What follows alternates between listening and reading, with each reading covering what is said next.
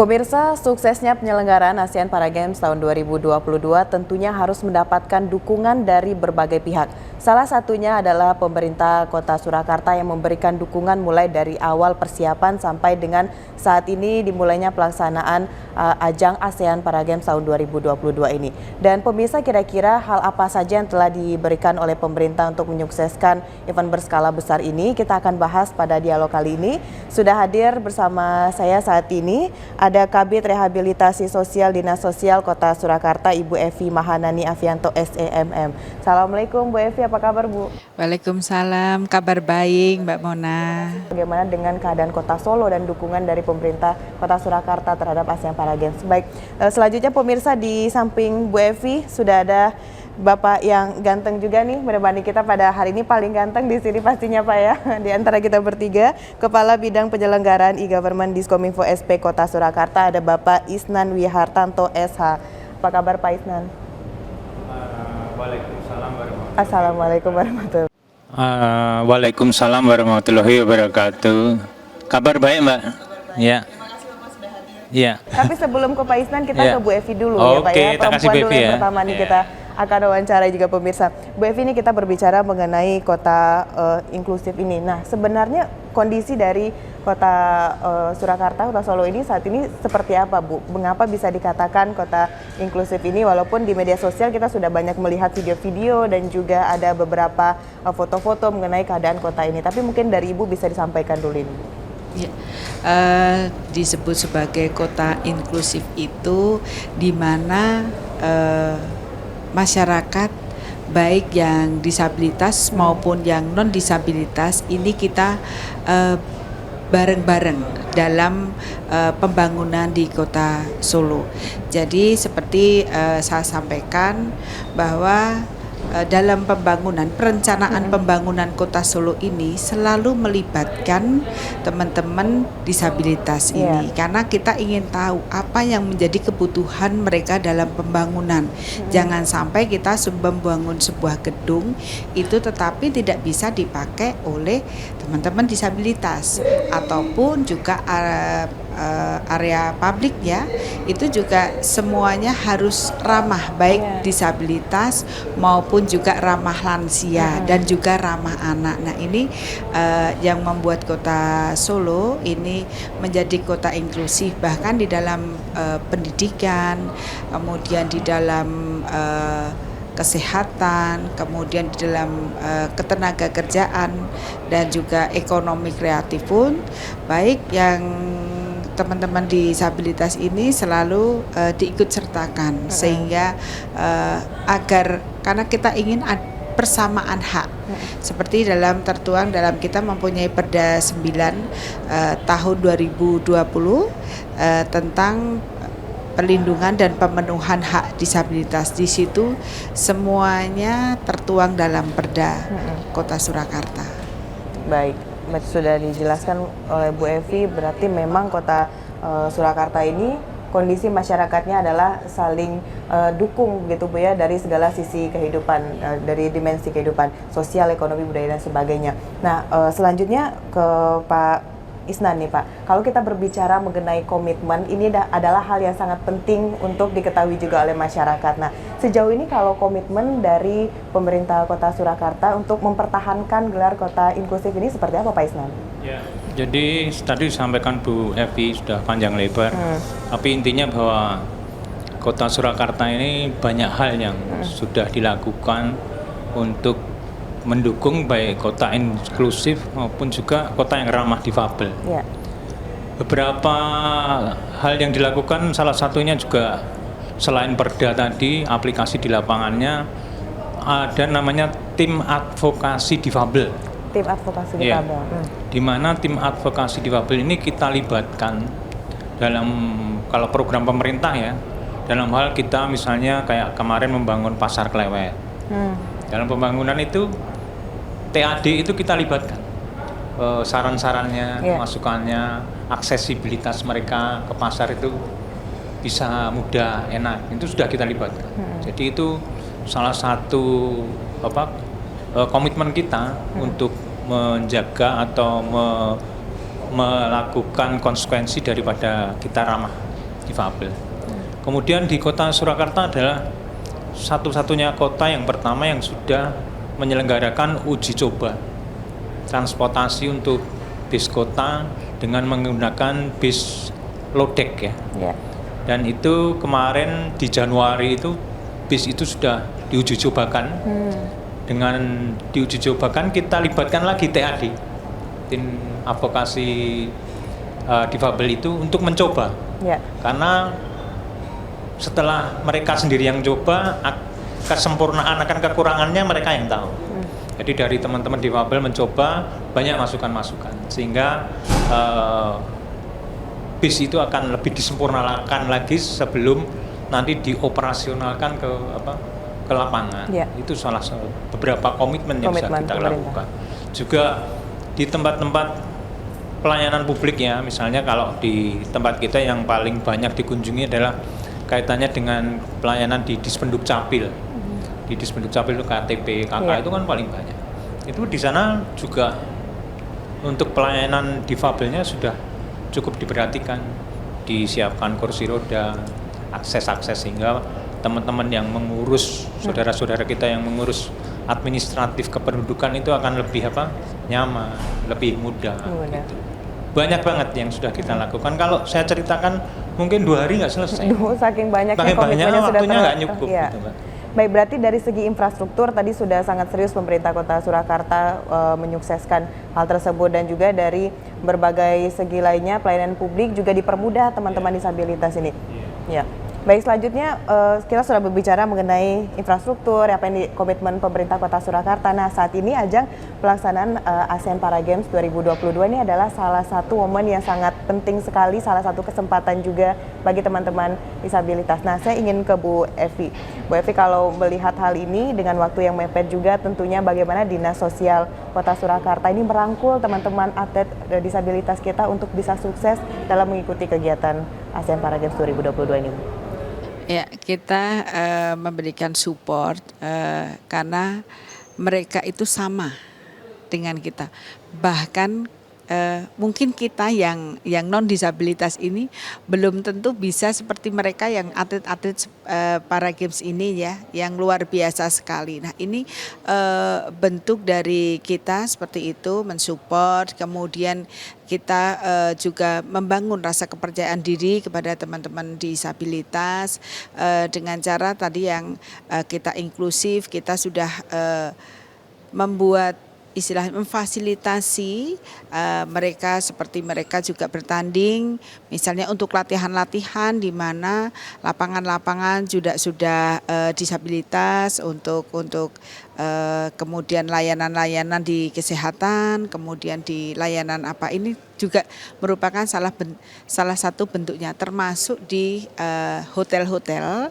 Di hotel-hotel juga kita istilahnya kita harus bisa melayani baik untuk yang disabilitas maupun yang non disabilitas, termasuk juga bahasa isyarat yang diperlukan, kemudian informasi-informasi kayak seperti ini kan juga informasinya jelas, jadi kita bisa melihat nih dari media massa di mana ini pertandingannya jam berapa, terus nanti datang ke sana harus seperti apa dengan mudahnya. Nah, ini juga memacu teman-teman dan non disabilitas yang bukan atlet tetapi mengikuti ASEAN, termotivasi, kemudian juga ada rasa kebanggaan karena ini loh Kota Solo ini menjadi kota yang dituju oleh 11 negara yang ikut dalam pertandingan ASEAN Para Games, dan ini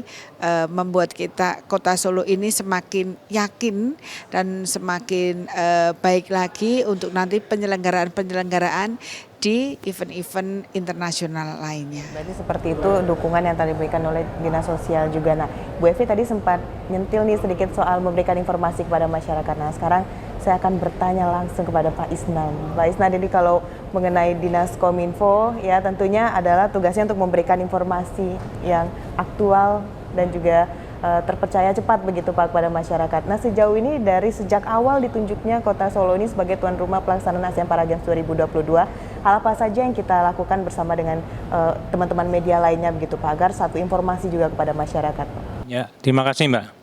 Kebetulan saya dengan teman-teman Kementerian Kominfo di IKP itu sudah sejak sebelum kegiatan ini berlangsung, saya masuk dalam tim sosialisasi, kita roadshow sampai ke Klaten dengan menggelar wayang, dengan kaitannya pertemuan dengan warga-warga di sekitar daerah-daerah. Karena meskipun ini diselenggarakan di Solo, tapi kegiatan daripada ASEAN Para Games ini kan lebih sebetulnya ke Jawa Tengah, Solo Raya lah istilahnya. Solo Raya itu kalau di sini ada 6 kota, satu kota 6 kabupaten. Jadi kalau di Solo itu ada Subasuka, Wonosraten. Kalau panjenengan tahu ada Surakarta, Sukoharjo, Klaten, Boyolali, Sragen, itu adalah Solo Raya. Jadi kalau panjenengan di Jakarta, saya orang Solo gitu, tanya dulu Solonya mana? Itu kan pasti ya tadi yang Solo Raya. Karena kita memang Solo Raya nggak salah, mereka bilang begitu karena kita itu Solo Raya.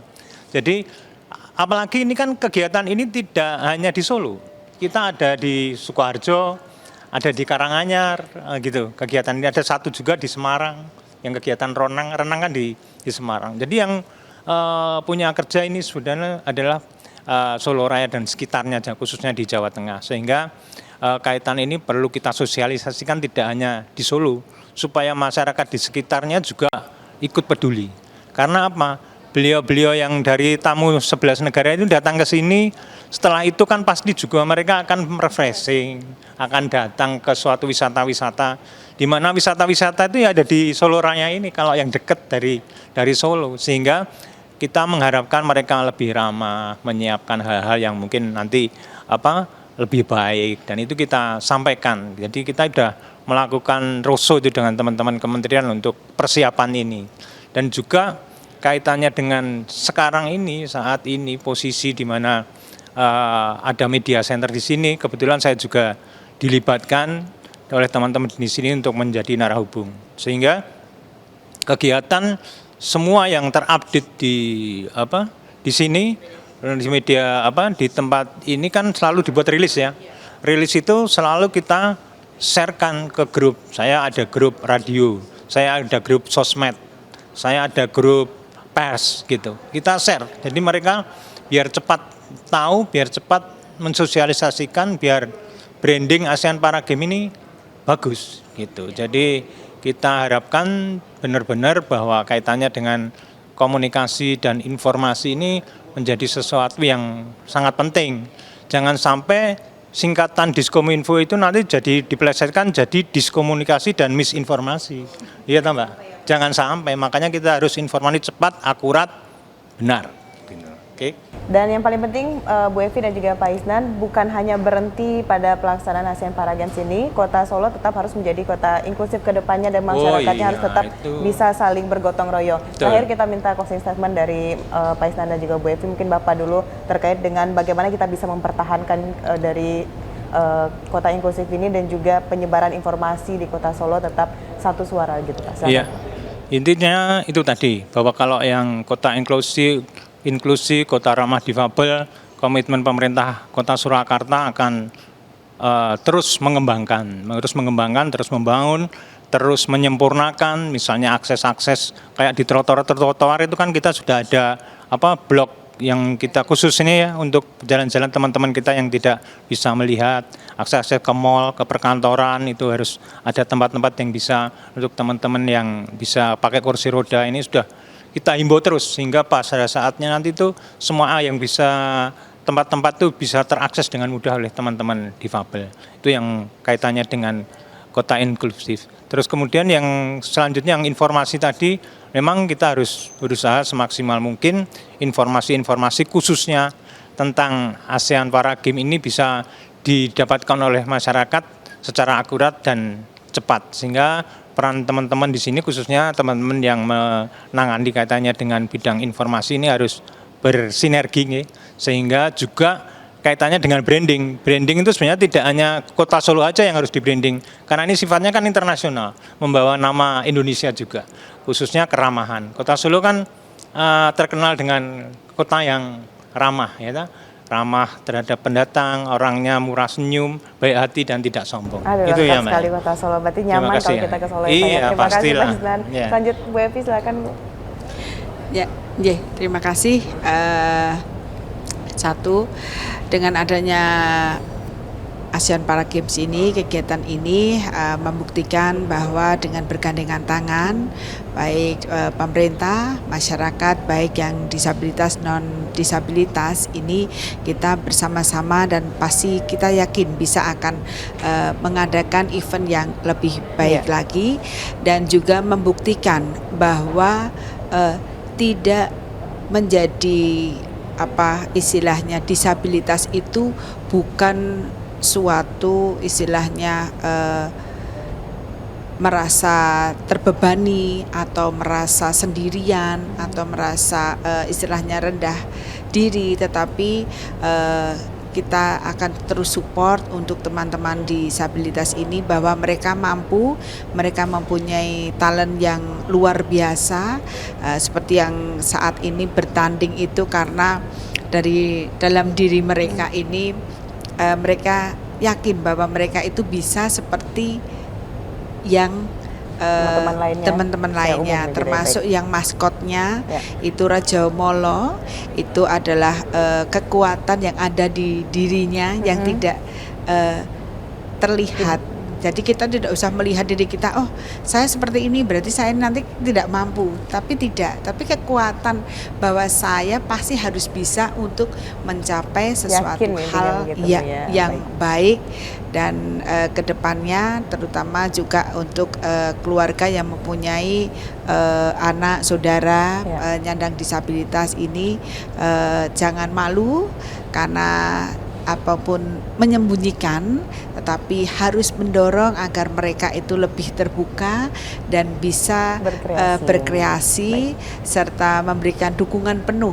Akan muncul talenta-talenta baru, atlet-atlet yang baru yang tentunya ini untuk bangsa Indonesia ke depan yang lebih Kita memang berharap semua pesan-pesan dari Pak Isnan dan juga Bu Evi ini bisa didengarkan bukan hanya oleh masyarakat Kota Surakarta tapi se-Indonesia begitu ya Bu ya. Baik, terima kasih Bu Evi dari Dinas Sosial Kota Surakarta. Pak Isnan, terima kasih juga telah hadir pada kesempatan kali ini. Dan pemirsa, itulah dialog kita mengenai bagaimana sebenarnya Kota Surakarta ini berkomitmen untuk bisa terus menjadi kota inklusif. Tadinya sudah disampaikan oleh Pak Isnan dari Diskominfo Kota Surakarta dan juga Bu Evi. Tentunya pemirsa, pemerintah tidak bisa bekerja sendiri, harus kita bantu untuk menyukseskan berbagai kegiatan yang ada. Terima kasih bagi Anda yang telah menyaksikan. Saya Mona Azharinesa pamit. Terima kasih, sampai jumpa.